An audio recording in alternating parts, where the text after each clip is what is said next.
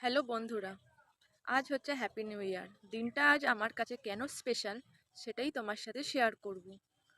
সত্যি কথা বলতে, ছোটবেলা থেকে এত বড় হয়েছি, বাবা মা আমাদের জন্মদিন পালন করেছে। কখনো বাবা মার জন্মদিন পালন করা হয়ে ওঠেনি। আজ আমার কাছে বাবা নেই, তো মাই আমার কাছে সব। মা এই বয়সে এসেও আমাদের জন্মদিনটা যতটুকু পারে চেষ্টা করে করার। তো আমি ভাবলাম, তো মায়ের জন্মদিনটা পালন করলে কেমন হয়।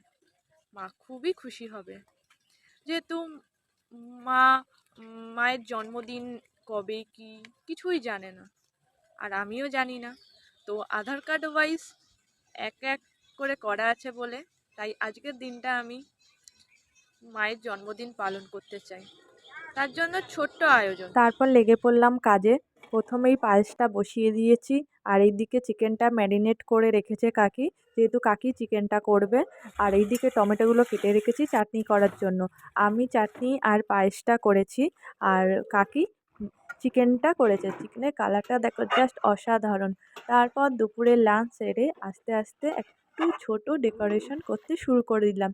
এইটা হচ্ছে ডেকোরেশন। কেমন হয়েছে বন্ধুরা অবশ্যই জানাবে। আর ততক্ষণে কেকটা ডেলিভারি দিয়ে দিয়েছে। এই কেকটা কাস্টমাইজ বানানো হয়েছে। এবার মায়ের cake cutting. Happy birthday to you, happy birthday to মা, হ্যাপি বার্থডে টু ইউ। তারপর মা কেক কেটে সবাইকে খাইয়ে দিল।